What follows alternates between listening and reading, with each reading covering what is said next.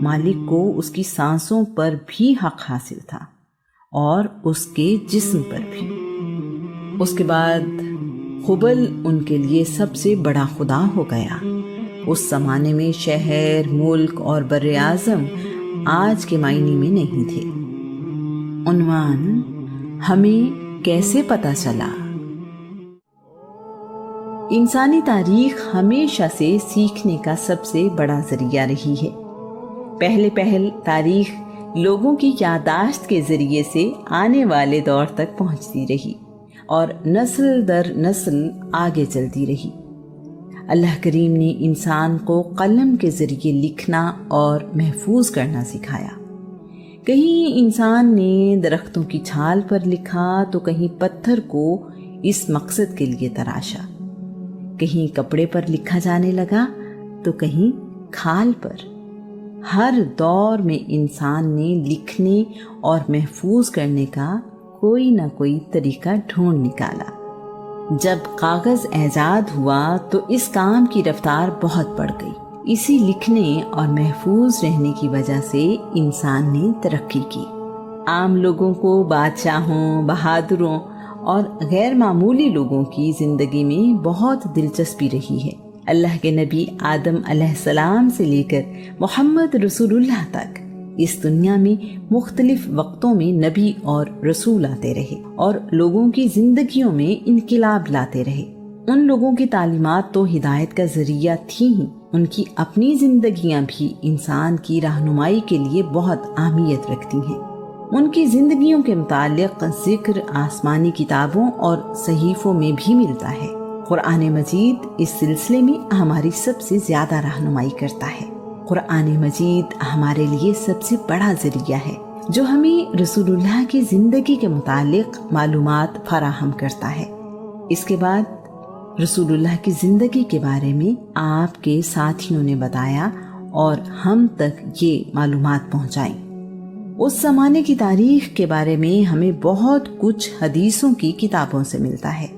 اس دور کے بہت سے مخطوطے یعنی مینیوسکرپٹ بھی ملتے ہیں۔ رسول اللہ کی زندگی کی بہت سی باتیں کسی نہ کسی طرح لکھی ہوئی محفوظ ہیں۔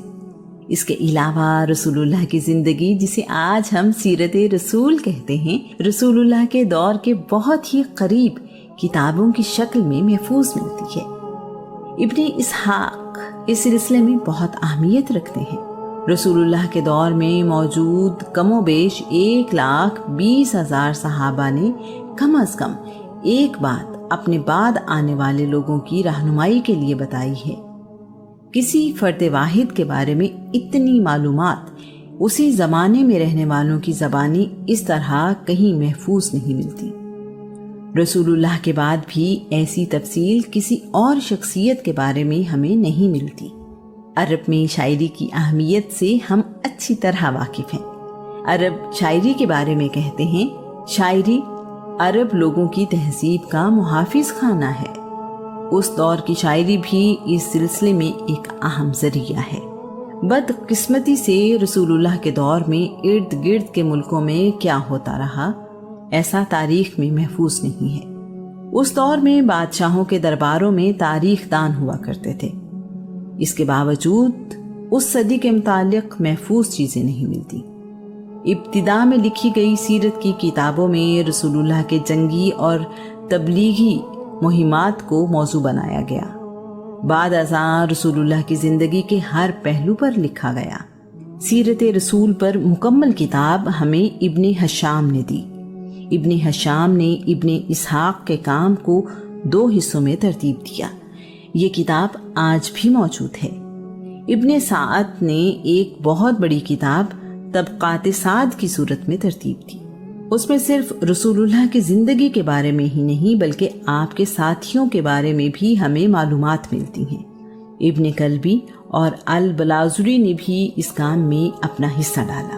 رسول اللہ کی سیرت کے بارے میں ہر زبان اور ہر دور میں ہی لکھا گیا۔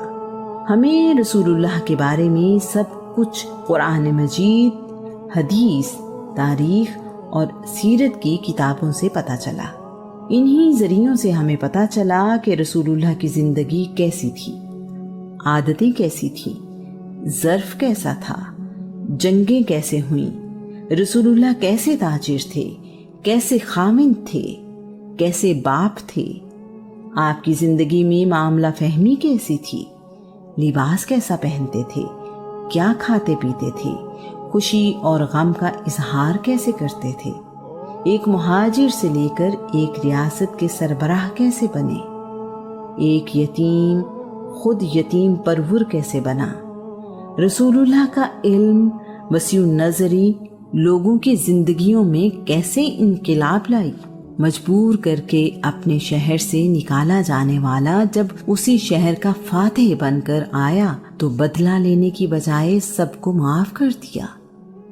یہ سب ہمیں قرآن مجید، حدیث اور ابتدائی کتابوں سے پتہ چلا۔